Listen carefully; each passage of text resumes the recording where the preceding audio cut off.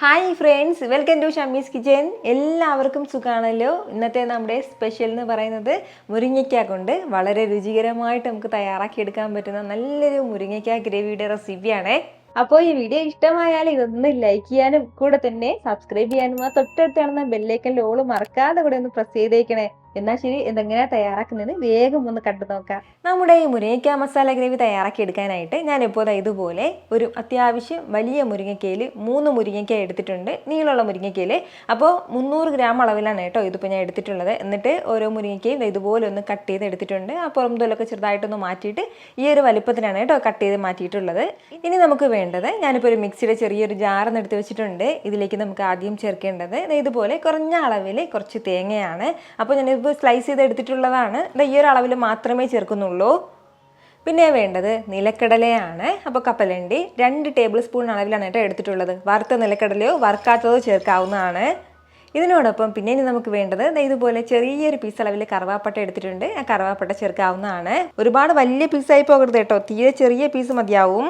കൂടെ തന്നെ ഒരേ ഒരു ഏലക്കയുടെ കുരു മാത്രം എടുത്തിട്ടുണ്ട്. ആ ഒരു സീഡ് മാത്രം ഇതിലേക്ക് ചേർക്കാവുന്നതാണ്.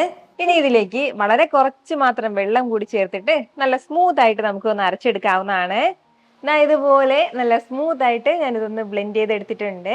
ഇത്രയും ആയി കഴിഞ്ഞാല് ഞാനിപ്പോൾ ഇതുപോലെ ഒരു കടായി ഒന്ന് അടുപ്പത്തേക്ക് വെച്ചിട്ടുണ്ട്. അതൊന്ന് ചൂടായി വരുന്ന സമയം ഇതിലേക്ക് നമുക്ക് ഒരു 2 ടേബിൾ സ്പൂൺ അളവിൽ വെളിച്ചെണ്ണ ചേർത്ത് കൊടുക്കാം. എണ്ണ ഒന്ന് ചൂടായി വരുമ്പോഴത്തേക്കും 1/2 ടീസ്പൂൺ അളവിൽ ചെറിയ ജീരകം ചേർക്കാവുന്നതാണ്. കൂടെ പിന്നെ ഇനി നമുക്ക് ഇതിലേക്ക് വേണ്ടത് അത്യാവശ്യം വലിയ ഒരു സവാളയിൽ ഒരു സവാള ഞാനിപ്പോൾ എടുത്തിട്ടുണ്ട്. എന്നിട്ട് ഇതുപോലെ പൊടിപൊടിയായിട്ടൊന്ന് അരിഞ്ഞെടുത്തിട്ടുള്ളതാണ്. ചോപ്പറിലിട്ട് ഒന്ന് ചോപ്പ് ചെയ്ത് എടുത്തിട്ടുള്ളതാണ് കേട്ടോ. അത് ചേർക്കാവുന്നതാണ്. നമ്മുടെ ഈ സവാളയും ചേർത്തിട്ട് നന്നായിട്ട് നമുക്കൊന്ന് വഴറ്റി കൊടുക്കാവുന്നതാണ്. അപ്പോൾ തീരെ ചെറിയ സവാളയാണെന്നുണ്ടെങ്കിൽ 2 സവാള എടുത്തേക്കണം കേട്ടോ. അത്യാവശ്യം വലുതിലാണ് ഞാനിപ്പോൾ ഒരു സവാള എടുത്തിട്ടുള്ളത്. നല്ല രീതിക്ക് നമ്മുടെ സവാള ഒന്ന് വഴണ്ടിയിട്ടാലും മതിയാവും. ഒരുപാട് കളറൊന്നും മാറണം എന്നുള്ള ആവശ്യമില്ല കേട്ടോ. ഫ്ലെയിം ഒന്ന് മീഡിയത്തിൽ വെച്ചിട്ട് തന്നെ നമുക്കൊന്ന് വഴറ്റിയെടുക്കാവുന്നതാണ്. വളരെ കുറച്ച് സവാളയേ ഉള്ളൂ, പെട്ടെന്ന് തന്നെ ഒന്ന് വഴണ്ടി കിട്ടിക്കോളും. ഒരല്പ സമയം കൊണ്ട് തന്നെ നമ്മുടെ സവാള എല്ലാം നല്ല രീതിക്ക് തന്നെ ഒന്ന് വഴണ്ടി കിട്ടിയിട്ടുണ്ട്. ഇത്രയും ആയി കഴിഞ്ഞാൽ ഇനി നമുക്ക് വേണ്ടത് ഒരു പച്ചമുളക് ഞാൻ എടുത്തിട്ടുണ്ട്. ആ പച്ചമുളക് ചേർക്കാവുന്നതാണ്. ഇതുപോലെ 1 ടീസ്പൂൺ അളവിൽ ഇഞ്ചി വെളുത്തുള്ളി പേസ്റ്റും കൂടെ ഒരല്പം കറിവേപ്പിലയും കൂടി ചേർക്കാവുന്നതാണ്. അപ്പോൾ ഇത് ഇത്രയും ചേർത്തിട്ട് ലൈറ്റായിട്ടൊന്ന് വഴറ്റി കൊടുക്കാം. നമ്മുടെ ഇഞ്ചി വെളുത്തുള്ളി പേസ്റ്റിൻ്റെയൊക്കെ ആ ഒരു പച്ചമണം മാറുന്നത് വരെ ചെറുതായിട്ടൊന്ന് വഴറ്റി കൊടുത്താൽ മതിയാവും. ലൈറ്റായിട്ട് ഇതുപോലെ ഒന്ന് വഴറ്റി കഴിഞ്ഞാൽ പിന്നെ ഇനി നമുക്ക് വേണ്ടതാണ് ചെറിയ തക്കാളിയിൽ ഒരു 2 തക്കാളി നന്നായിട്ട് സ്മൂത്തായിട്ടൊന്ന് അരച്ചെടുത്തിട്ടുണ്ട്. ആ തക്കാളി പേസ്റ്റ് ഇതിലേക്ക് ചേർക്കാവുന്നതാണ്. തക്കാളി പേസ്റ്റും ചേർത്തിട്ട് നല്ല രീതിക്ക് ഒന്ന് യോജിപ്പിച്ച് കൊടുക്കാം. നന്നായിട്ട് ഒന്ന് തിളക്കട്ടെ, അതുവരെ മാത്രം ഒന്ന് ഇളക്കി കൊടുക്കാം. നമുക്ക് ഫ്ലെയിം മീഡിയത്തിൽ വെച്ചിരിക്കാവുന്നതാണ്. തക്കാളി അരിഞ്ഞരിഞ്ഞ് ചേർക്കരുത് കേട്ടോ. ഇതുപോലെ ഒന്ന് പേസ്റ്റാക്കി വേണം ചേർക്കാനായിട്ട്. എങ്കിൽ മാത്രമേ ആ തക്കാളിയുടെ ചെറിയ പുളിപ്പെല്ലാം നമ്മുടെ മുരിങ്ങക്കായിൽ നന്നായിട്ടൊന്ന് പിടിച്ചു കിട്ടുള്ളൂ. ഇപ്പോൾ നമ്മുടെ തക്കാളി പേസ്റ്റ് എല്ലാം നന്നായിട്ടൊന്ന് തിളച്ചു തുടങ്ങിയിട്ടുണ്ട്. ഈ ഒരു സമയം നമുക്കിതിലേക്ക് മസാലകൾ ചേർക്കാവുന്നതാണ്. 1 ടീസ്പൂൺ അളവിൽ മുളക് പൊടി ചേർക്കാവുന്നതാണ്. നമ്മുടെ എരിവിനനുസരിച്ചിട്ടുള്ള മുളക് പൊടി ചേർക്കാം കേട്ടോ. കൂടെ വേണ്ടത് ഒരു 1/2 ടീസ്പൂൺ അളവിൽ മല്ലിപ്പൊടിയാണ്. കൂടെ തന്നെ ഒരു 1/2 ടീസ്പൂൺ അളവിൽ മഞ്ഞൾപ്പൊടിയും കൂടി ചേർക്കാം. ഇത്രയും മസാലകളും ചേർത്തിട്ട് നല്ല രീതിക്ക് തന്നെ ഇതെല്ലാം കൂടി ഒന്ന് യോജിപ്പിച്ചെടുക്കാം. മസാലയുടെ ഒരു പച്ചമണം മാറുന്നവരെ മാത്രം ലൈറ്റായിട്ടൊന്ന് വഴറ്റി കൊടുക്കാവുന്നതാണ്.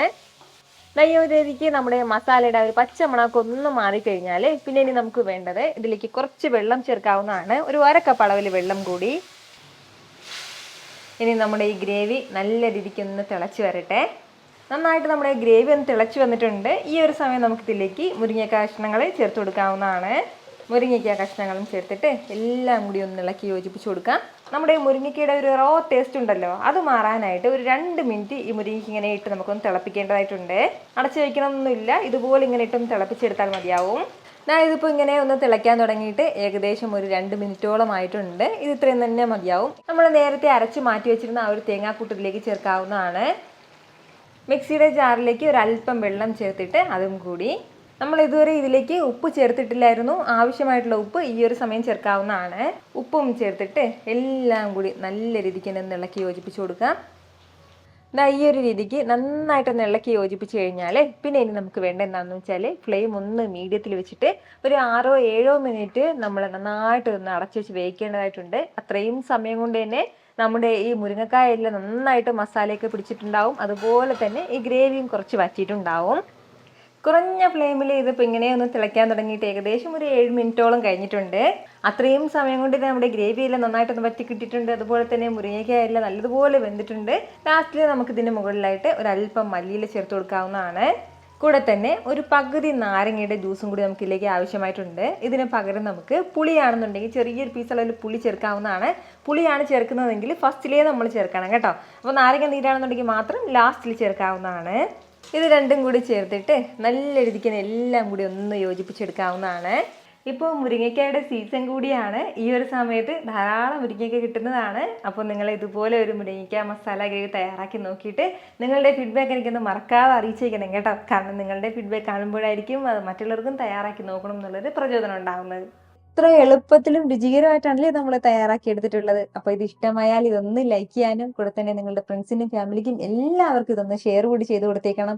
ഇതുപോലുള്ള റെസിപ്പിക്ക് വേണ്ടിയിട്ട് നമ്മുടെ ഷമീസ് കിച്ചൻ ചാനൽ ഫോളോ ചെയ്യാനും സബ്സ്ക്രൈബ് ചെയ്യാനൊന്നും ആരും മറക്കരുത്. വീണ്ടും നല്ലൊരു ഷാറ് വീഡിയോ ആയിട്ട് നാളെ കാണാം. അതുവരേക്കും എല്ലാവരും ഹാപ്പി ആയിട്ടിരിക്കുക, സന്തോഷമായിട്ടിരിക്കുക, എല്ലാവരും സേഫ് ആയിട്ടിരിക്കണം. Take care friends. ടാറ്റാ.